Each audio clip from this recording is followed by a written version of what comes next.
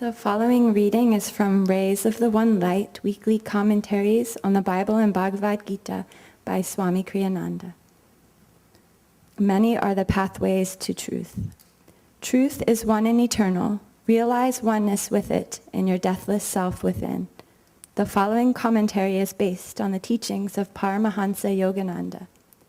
On the dedication page of Swami Kriyananda's book, The Path, appears the following account. A group of Paramahansa Yogananda's disciples had gone with him to see a movie about the life of Gyandev, a great saint of medieval India. Afterwards, they gathered and listened to the master explain certain subtler aspects of that inspiring story.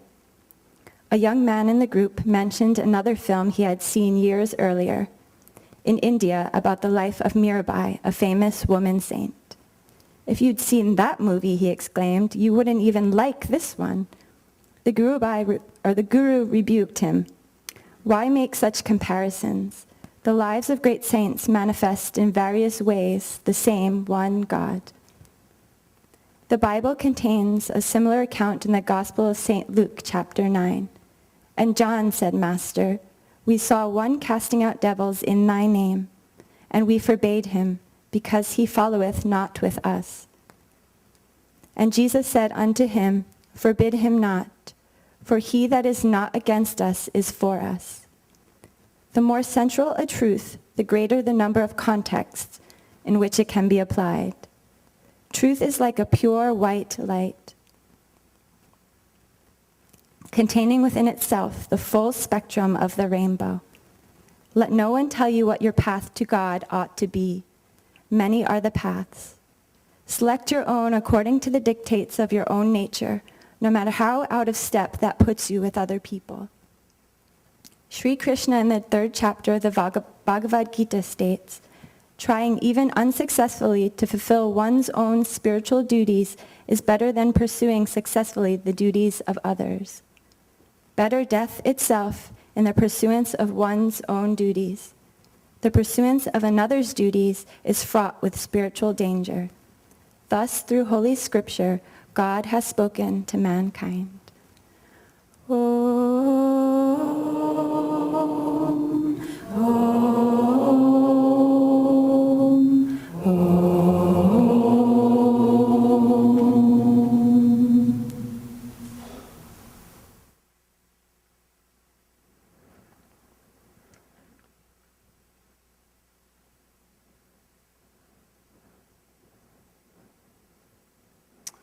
Good morning, great souls.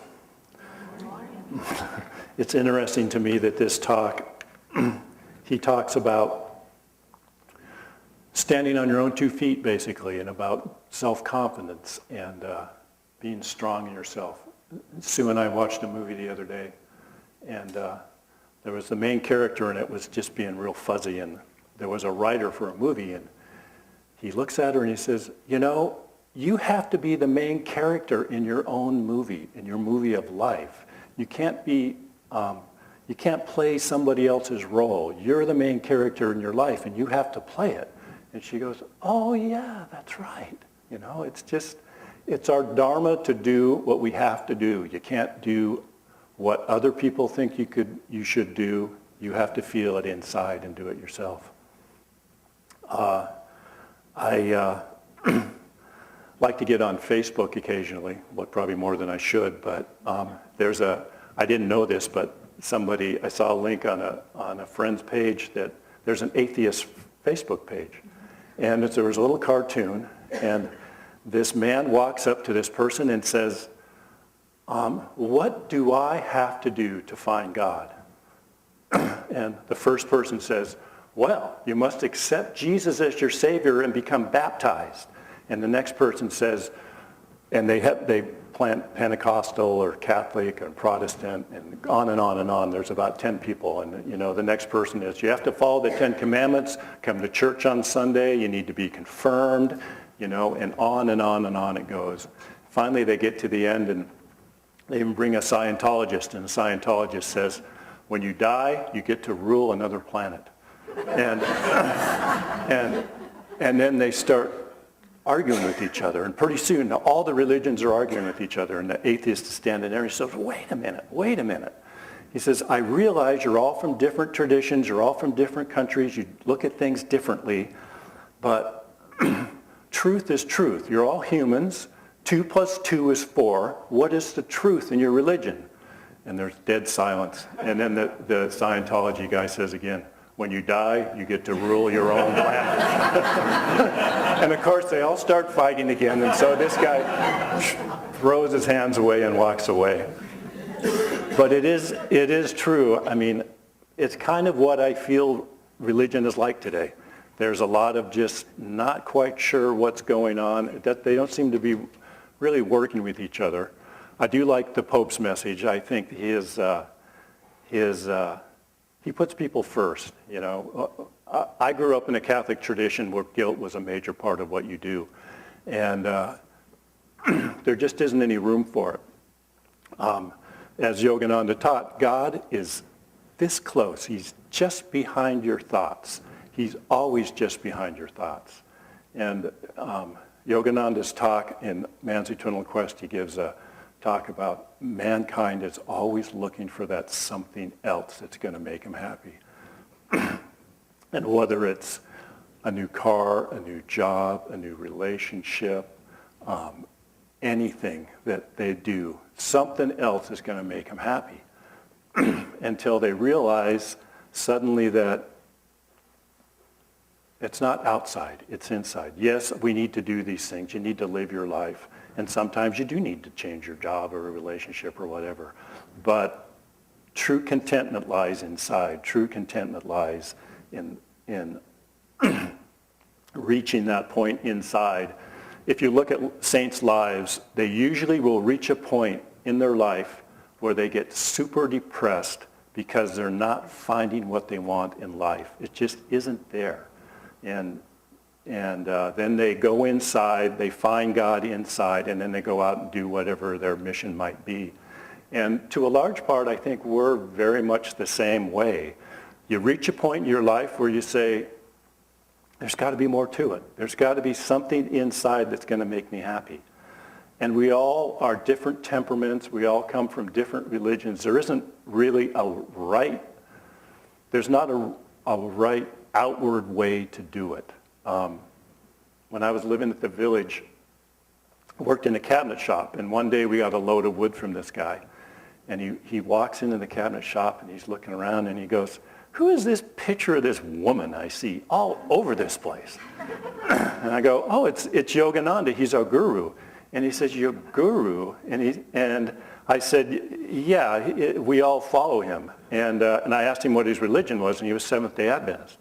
And he goes, you're kidding. Everybody here follows the same teaching? You mean you all live together? And I go, yeah. And he goes, whoa, that is incredible. And I said, well, doesn't it bother you that we're following the guru? And he looks at me and he goes, it's God. It's all God. This is just so cool.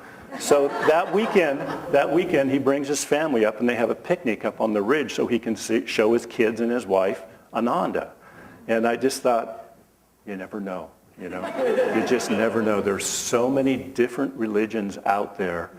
And for a lot of people, I was born and raised in the Catholic Church, and the Catholic Church is perfect for them. You just never know. But for us, you know, we've been given the keys to awakening, so to speak.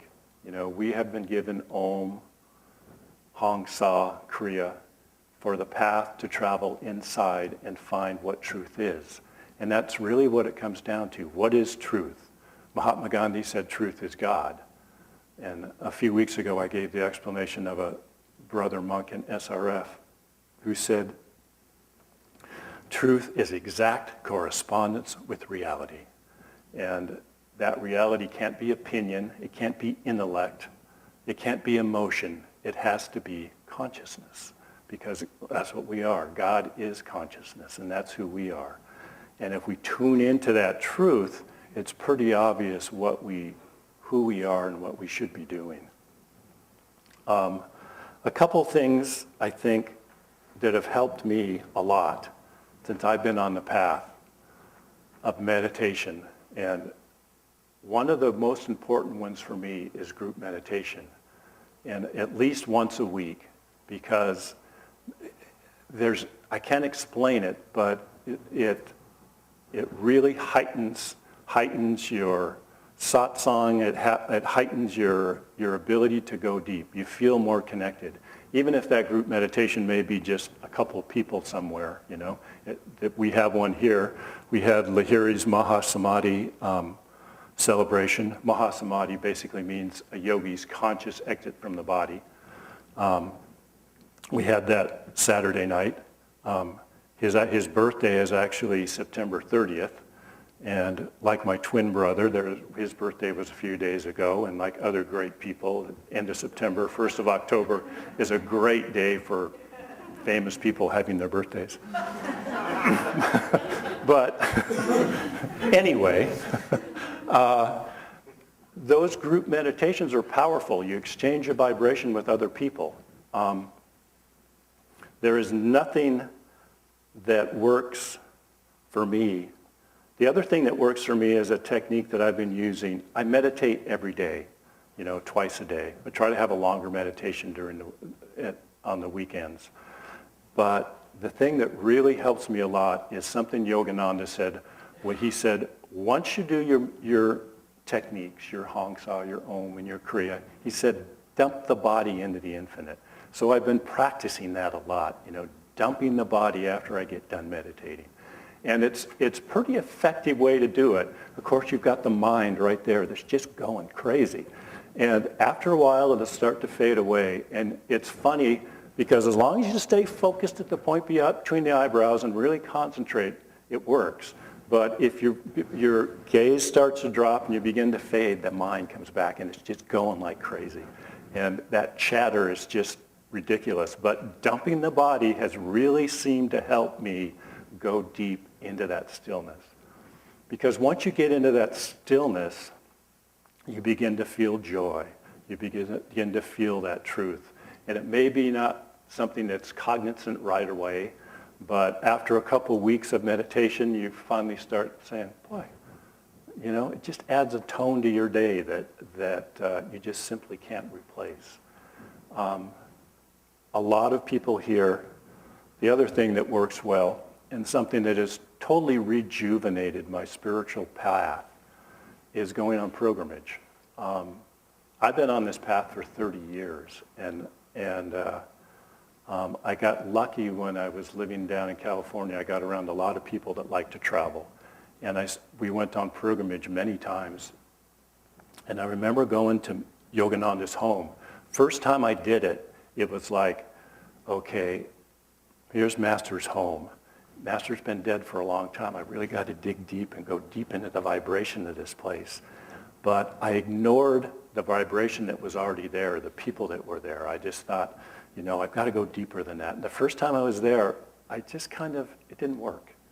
And then I began to realize as I went back again and again that it's the vibration that's there. It's a living vibration. And the more you tune into it, it totally changes your life. Pilgrimage is fun because you get to put everything aside, all your worries, everything, and you just go and go deep. And that's all you do. And then when you come back, believe it or not, you are a changed person. And you find it a little bit difficult to go back into the same routine again because for the last week or 2 or 3, your life has been changed. And it's a powerful, powerful tool, and I highly recommend it. I know we have a lot of people here that are leaving next week for the shrines in LA, to Master Shrines. And I think we'll do a quick blessing at the end of service for all of you. But it's just an incredible way to not only rejuvenate, but just deepen your spiritual practice. I remember going to Italy, and a lot of you have done that trip as well. And there's a spot over there, La Verna, where St. Francis got his stigmata. And we all went there, there was a big group of us. There were about 30 of us. And after the trip was over, we all got together and we talked about, okay, what was the highlight of this place? Every single person said Laverna, and every single person had a different reason. It was just amazing to me, and I thought, it's the vibration of the place, you know? That's the one good thing about pilgrimage. There isn't any right or wrong way to do it. You know, it's for some people, it's the depth of prayer. For some people, it could be a deep spiritual experience. For some people, it could be peace. For some people, it could be the nature of the place. God manifests to us in 1,000 different ways, and there isn't any right or wrong way to do it. And I think that's where, I don't know, being raised in the Catholic Church, I think that's kind of where guilt comes in. And you know, you feel like you're not doing it the right way or that kind of thing. And there just really isn't any space for it, because literally God is right there all the time. And all we do is block him out with our, you know, we just don't want to take the time or whatever. But in truth, you know, the drunk laying on the side of the road, the meth addict doing whatever he's doing, you know, everybody on this planet is seeking joy and is seeking bliss. Everybody.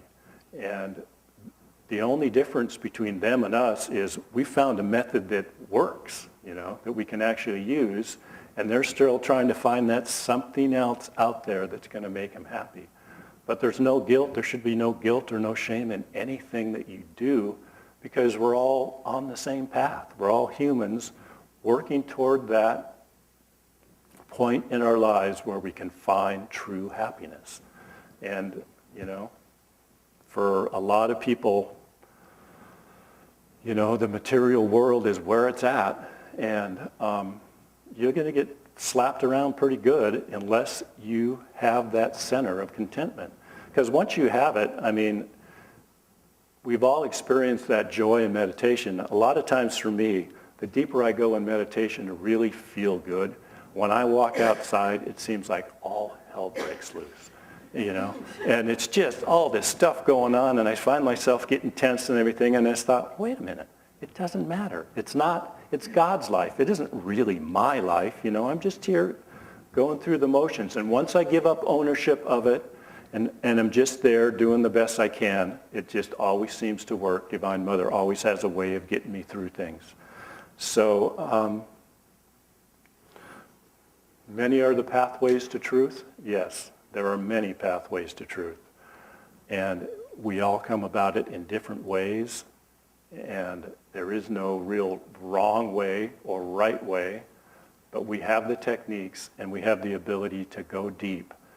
And this is something that, you know, I'm not seeing in any other religion anywhere, is the ability to command your own spiritual life and to take it as deep as you want to go. Yogananda said, if you concentrate right here, you will have a vision of concentrate here for 24 hours straight, you will have a vision of Christ or Krishna. And Yogananda said, and if they don't come, I will come. But you think, oh, 24 hours, man, that's a long time. But if you fall in love with somebody, you think about them all the time. You know, there's that passion that we have to get. Yogananda said that by devotional bhakti, you can draw the experience of samadhi to you. And yeah, you may not have the full-blown experience, but it's not that far away that you can have a portion of it, that Master will give you that. And that truth is right there. It's not that far away, you know. You've got to make God your reality. And once you do that, and I don't want you to start thinking that we have to try for an experience, because it isn't really going for an experience of God. It's just living your life in depth, in contentment, and doing what he needs to do. And that's, for me, that's the pathway to truth. And for me, this is the right path, and I think it's the right path for everybody. You know, I'm not sure. You might be able to get a planet when you die. I'm not really quite sure about that one. But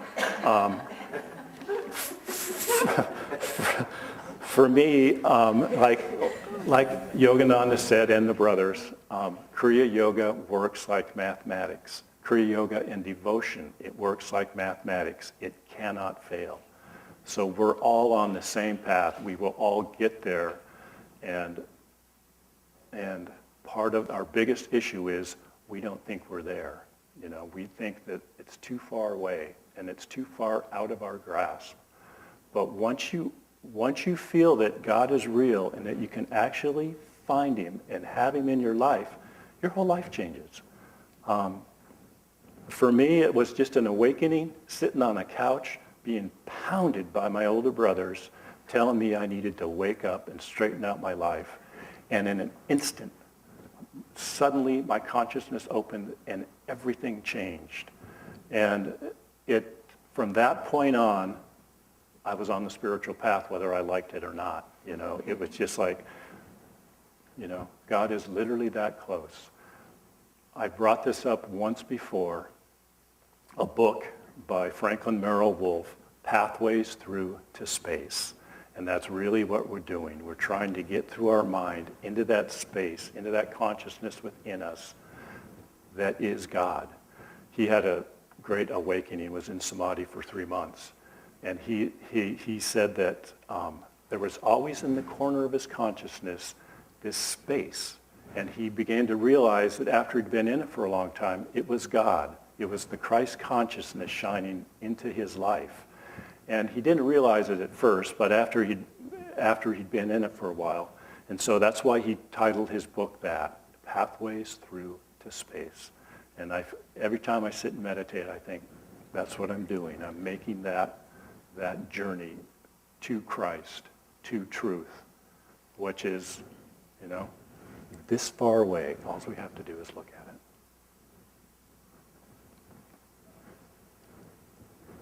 We'll close with this reading from Whispers from Eternity. Let me be a Christian, Jew, Hindu, Buddhist, Mohammedan, or Sufi. I care not what my religion, race, creed, or color, if only I can win my way to thee. But let me be none of these, if that identity enmeshes me in an enclosing net of religious or social formalities. Let me travel the royal high road of realization which leads to thee. If I am traveling on some bypath of religion, lead me unto the one common highway of realization which leads straight to thee. Send me the sunshine of thy wisdom, that it lead me to the morning of my growing powers, and send me the moon of thy mercy to guide me rightly, if ever I am lost in the dark night of sorrow.